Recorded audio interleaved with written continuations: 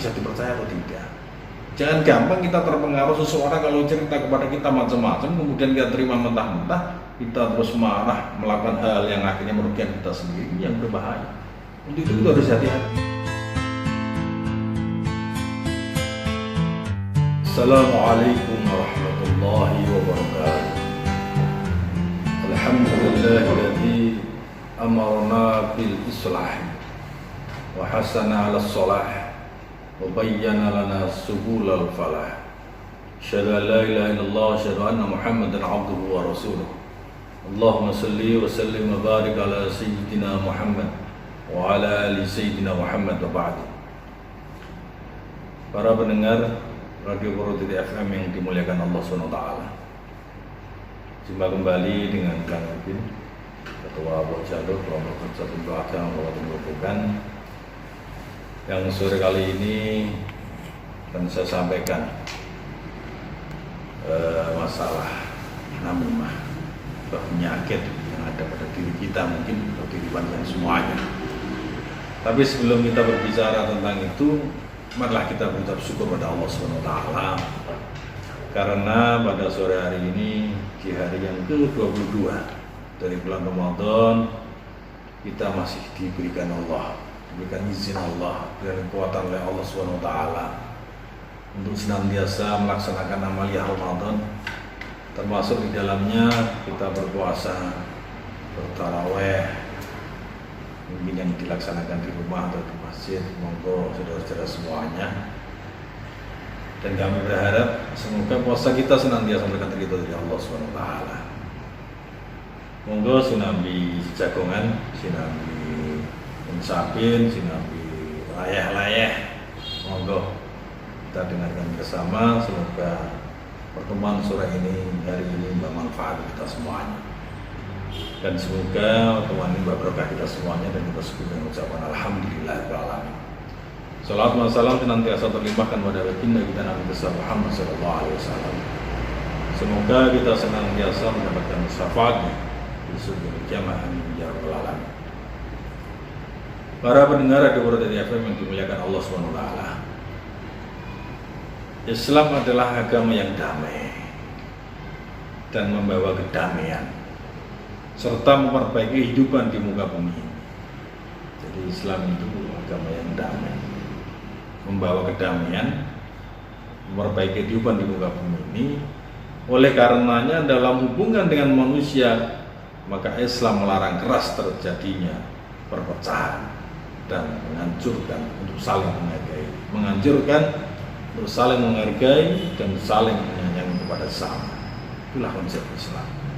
Sehingga diharapkan Islam sebagai rahmatan lil alamin untuk kita semuanya. Wassalamualaikum muslimin muslimat rahimakumullah.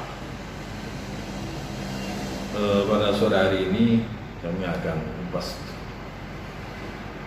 kupas sedikit tentang penyakit namimah. Jadi kalau kita mendengar istilah mulutmu harimau, ini kan cukup mengagetkan kita. Mulutmu harimau, maksudnya apa?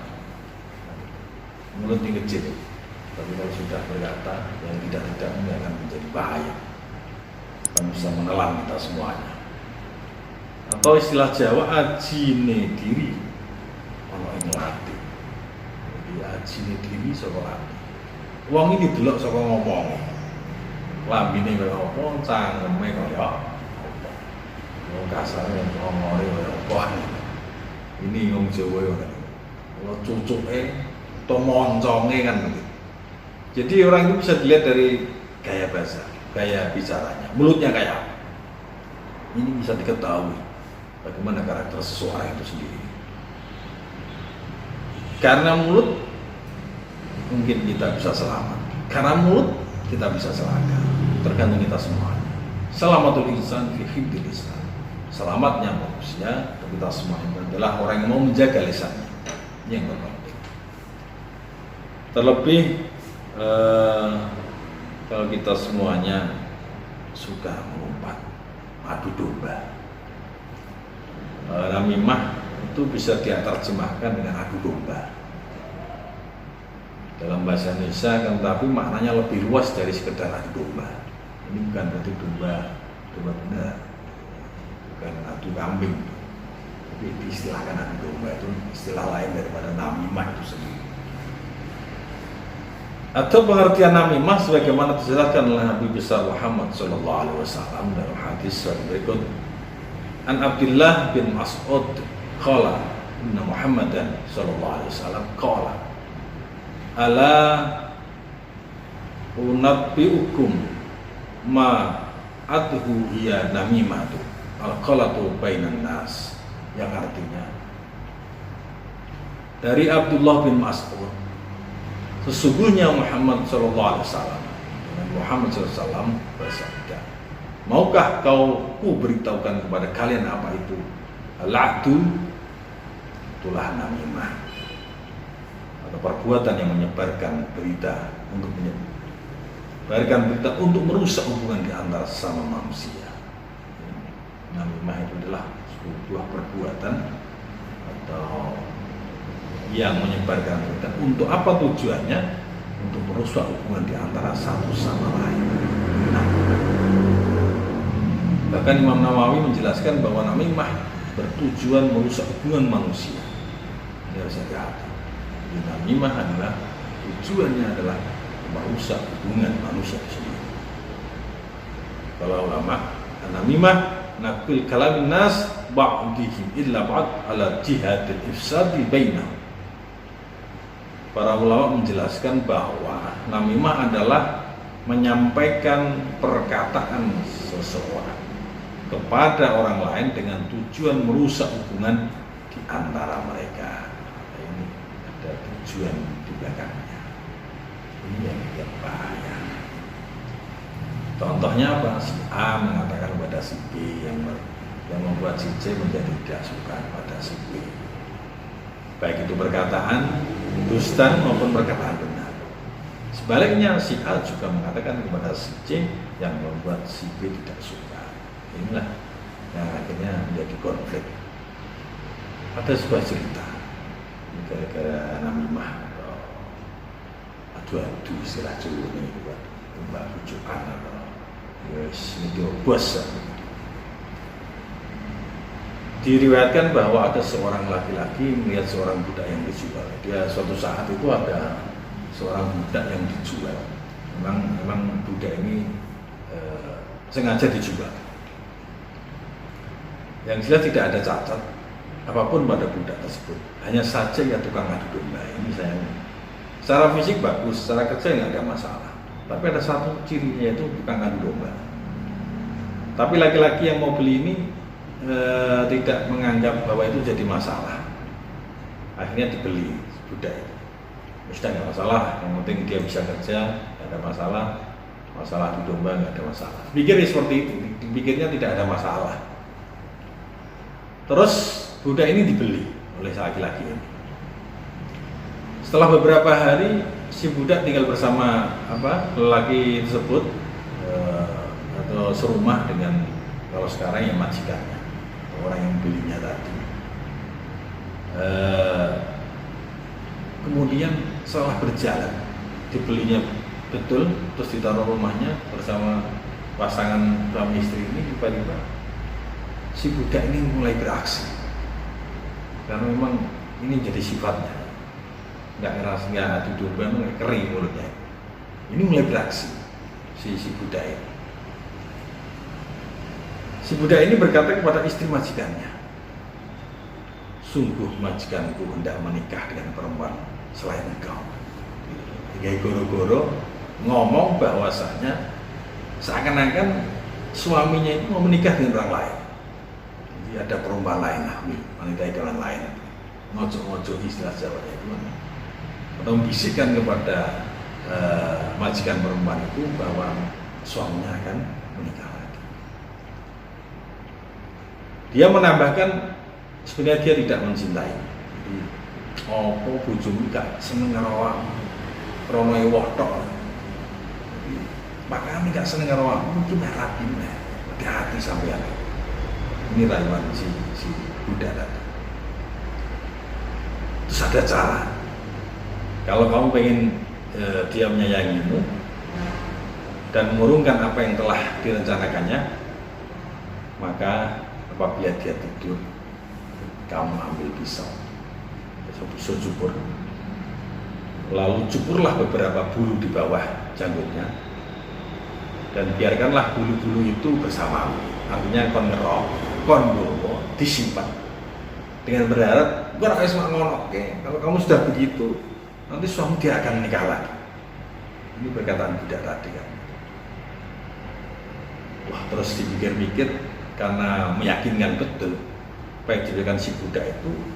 Kemudian istri majikan itu berkata dalam hati, wah, baiklah, nanti akan saya lakukan di saat suami saya tidur. Tak lempe pokoknya. Kalau Jawa itu akan saya lakukan apa yang menjadi saran kamu. Terus di sisi lain, setelah bicara itu kemudian suaminya datang. Kemudian karena sudah berlalu, istrinya sudah pergi, meninggalkan nggak mau ketemu. Terus si budak tadi mendekati suami ini, laki-lakinya yang tadi. Kemudian berkata, juga memberikan cerita yang bohong. Wahai majikan, tahukah kamu bahwa istri kamu mulai ada kelain hati, mulai berpaling dari engkau, punya idaman lain selain gawe juragan buat, bahkan dia ingin lepas dari engkau. Ini apa yang dikatakan si budak tadi. Dan juga tadi sudah ngomong pada saya, dia berencana hendak menyembelih Anda di malam hari. Ini kan tragis. Hati-hati juragan. Bahkan tadi sudah ngomong pada saya, kalau udah gak cinta pada sampean, sudah punya laki-laki lain, bahkan ingin membunuh engkau juragan. Kalau nggak percaya, tolong nanti malam cobalah sampean pura-pura tidur. Lihatlah bagaimana istri Anda menghampiri Anda. Sementara di tangannya ada sesuatu yang akan alat untuk menyembelih Anda. Ini karena meyakinkan, akhirnya juragan ini percaya kan. Betul, ketika malam menjelang di saat suami berpura-pura tidur, istrinya itu datang sambil bawa pisau cukur untuk menyukur bulu di bawah jenggot suaminya. Mestinya itu tujuannya. Terus karena tahu memang ini pura-pura tidur suaminya, dalam hati mengatakan, "Duh, kok betul ya? Kata si budak, istri saya membunuh aku, betul ini." Kemudian tatkala istrinya telah meletakkan pisau cukur dan hendak menjatuhkannya ke tenggorokan suaminya, dengan mau dicukur jenggot kan istilahnya, itu tiba-tiba si suami ini bangkit dan merampas pisau cukur dari istrinya, lalu menyembelih istrinya dengan pisau tersebut. Nah, ini kan karena bujuk rayu tadi, karena fitnah tadi, sehingga terus istrinya itu dibunuh. Terus keadaan mendapati perempuan tersebut dalam keadaan terbunuh, kemudian saudara perempuan itu juga membunuh suami daripada perempuan itu. Inilah sebuah cerita gara-gara adu domba yang dipercaya, akhirnya merugikan sendiri. Istrinya terbunuh, suaminya terbunuh, yang bahagia siapa? Tadi budaknya yang memberikan kabar yang tidak baik, atau namanya mahadu istilahnya begitu. Ini menjadikan pelajaran kita semuanya, para pendengar Radio Berdiri FM, dimuliakan Allah Subhanahu wa Ta'ala. Jadi kalau ada kabar, coba kita bayun dulu. Benar nggak? Siapa yang ngomong? Ya orang ini bagaimana? Bisa dipercaya atau tidak? Jangan gampang kita terpengaruh seseorang kalau cerita kepada kita macam-macam, kemudian kita terima mentah-mentah, kita terus marah, melakukan hal yang akhirnya merugikan kita sendiri, yang berbahaya. Untuk itu kita harus hati-hati, lihat siapa orang yang kita ajak bicara. Dan orang ini karakternya kayak apa? Bapak yang dulu sedikit itu benar nggak? Inilah contoh daripada adu domba yang akan merugikan kita semuanya. Untuk itu para pendengar Deputi FM kita harus hati-hati karena bahayanya orang yang adu domba ini. Pernah suatu saat dalam hadis Sahih Bukhari dan Muslim dikisahkan suatu ketika Nabi Muhammad SAW pernah berjalan dengan beberapa orang sahabatnya, lalu beliau melewati 2 kuburan. Beliau menyampaikan kepada sahabatnya, jika 2 orang menghuni kubur ini sedang disiksa, salah seorang di antara keduanya disiksa karena gemar mengadu domba. Mengadu domba atau menamimah bermakna memindahkan suatu ucapan dari satu pihak kepada pihak lain dengan maksud merusak hubungan atau menciptakan permusuhan di antara keduanya. Ini yang perlu kita tahu. Ternyata siksanya amat pedih orang yang mengadu domba itu. Kita harus lebih hati-hati lagi. Banyak keterangan-keterangan dalil Quran maupun hal hadis yang menerangkan bahaya orang yang beradu domba. Di antaranya walladzina yu'tunal mu'minina wal mu'minat bighairi ma iktasabu faqad ihtamalu buhtanan wa isman mubina. Dan orang-orang yang menyakiti orang-orang mukmin dan mukminat tanpa kesalahan yang mereka perbuat, maka sungguhnya mereka telah memikul kebohongan dan dosa yang nyata. Hati-hati. Bahkan Rasulullah SAW beliau bersabda, man sa'a ala muslimin kalimatin yusi'uhu biha bi ghairi haq sana'allahu biha finnar yaumal qiyamah. Barang siapa menyiarkan berita buruk seorang muslim untuk memburukkannya dengan berita itu secara tidak hak, maka dengan itu Allah akan memburukkannya di dalam api neraka pada hari kiamat. Hati-hati. Jadi harus hati-hati betul dengan yang namanya namimah itu sendiri. Untuk itu para pendengar Deputi FM dengan Allah SWT karena waktu, untuk itu ada tip bagaimana cara kita menghindari dari namimah itu sendiri. Yang pertama yaitu menyadari akan bahaya yang ditimbulkan dari sifat namimah. Bahaya luar biasa, itu yang pertama. Yang kedua, menyadari bahwa namimah adalah suatu perbuatan yang dosanya sangat besar. Perlu kita ingat, dosa namimah itu sangat besar. Yang ketiga, hasud pandai-pandai menyikapi dan menyelidik kebenaran dari informasi yang didengar. Dia harus pandai-pandai betul informasi yang kita dengar, ini dari mana, sumbernya dari mana, harus kita teliti betul agar kita tidak termakan namimah itu sendiri. Yang ketiga, selalu menjalin dan memperbaiki Islamnya. Jadi itu sekali lagi, jangan sampai kita itu punya sifat yang demikian, selalu senang melihat orang sengsara dan sengsara melihat orang yang senang. Ini kalau hati kita mulai muncul seperti itu, ayo kita buang jauh-jauh. Berikan kedamaian. Di saat orang senang kita ikut senang. Di saat orang susah kita ikut susah. Apalagi di saat seperti ini, di tengah-tengah COVID-19 seperti ini, ya kita rasakan penderitaan kita semuanya. Terjalin ukhuwah Islamiyah. Kita peduli pada saudara kita, tetangga kita, sahabat-sahabat kita yang membutuhkan bantuan kita. Itulah dari saya sedikit tentang namimah, dan semoga kita senantiasa terhindar dari perbuatan namimah.